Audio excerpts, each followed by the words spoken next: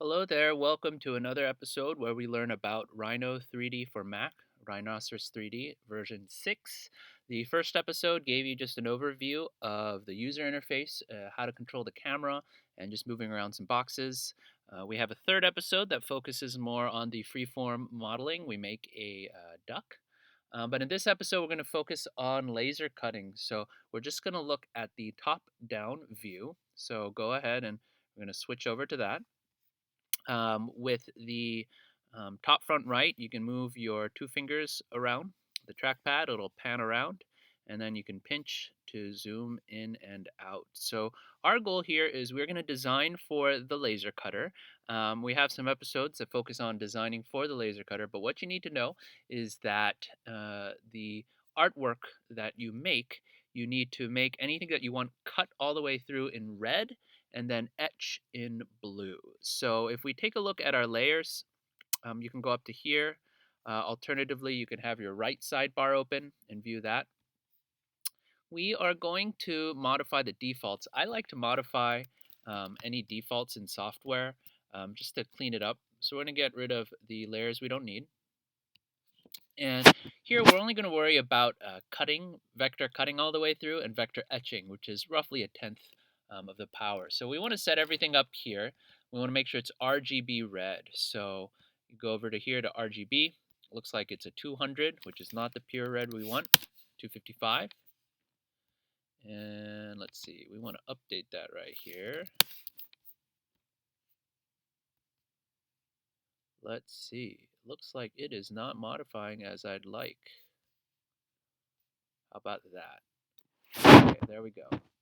That was a weird thing with the interface here, but now when we double click, it's pure red. If we double click on blue, pure blue, 00255. And then it's good to name our things. So this can be the cut layer, and this can be the etch. So in my other Rhino file, I have some dimensions here. This is the dimensions of a school ID. You can make it slightly different, but we're just going to go with that. Another thing that is good to do is to save right away. Sometimes Rhino has some weird error where you do all this work and then it says it's view only. So go ahead and give it a name, whatever it is. And let's make our rectangle. So this assumes you've kind of gotten an overview of how to use the interface. So I'm just going to dive right in. We're going to go with rectangle. Sure, we'll do grid snap, start at the origin. You don't have to start at the origin. This is just something just to do. So 2 1/16. So, looks like when I go between my designs, it escapes the tool. That's okay. So let's try that again. Rectangle. We can start at origin, 0, 0, go out. And we are going to do 2 1/16. So 2.0625. That's 1/16 of an inch.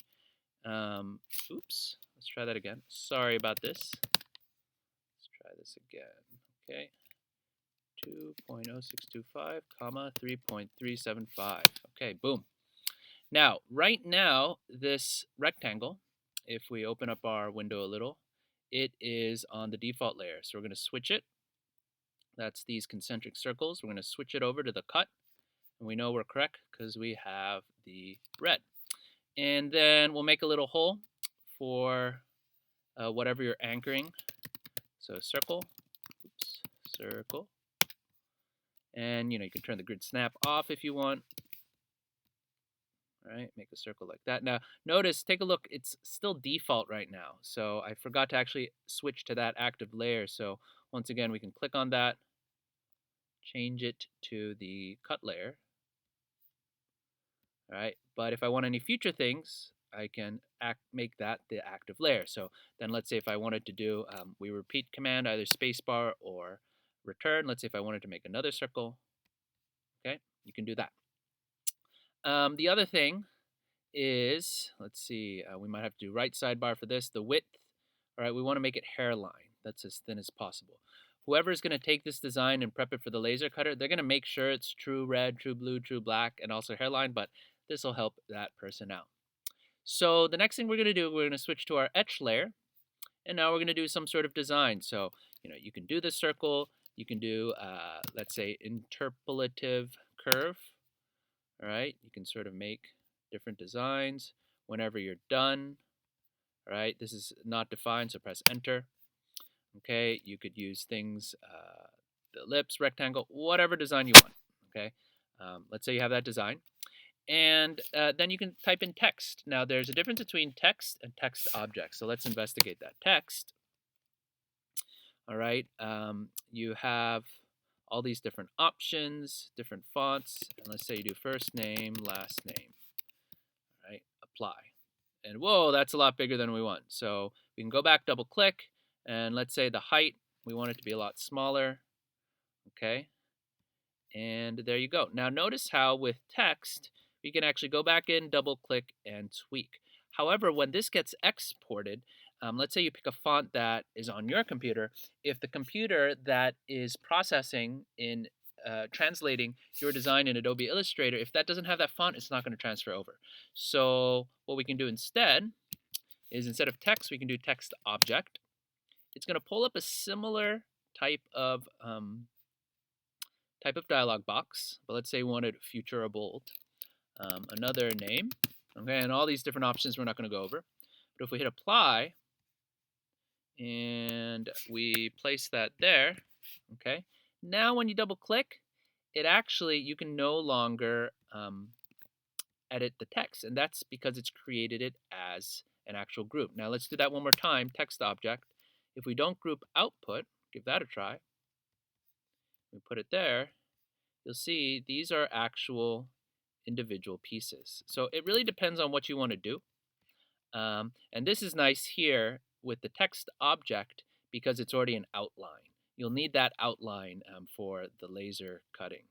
Now let's see if I want to shrink, shift and press that anchor. Let's say this is our design. So the last thing we need to do is file, and we are going to go to export. And instead of a 3DM, instead of a STL, which is what we do for 3D printing, we're going to do DXF, Drawing Exchange File. Give it a name. Don't name it Untitled, please. Export by default. And then you are set. That file has been created. So I think that covers what I wanted to go over here. Again, just very basic here.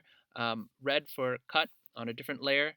You have the etch. You can show and hide after the fact if you want. And then we talked about text versus text object. So this will get you something simple, laser cut, but if you've never gone through this process, it's very empowering to see what you've done on your screen can then get output to the laser cutter. So thanks for listening, and we will see you next time.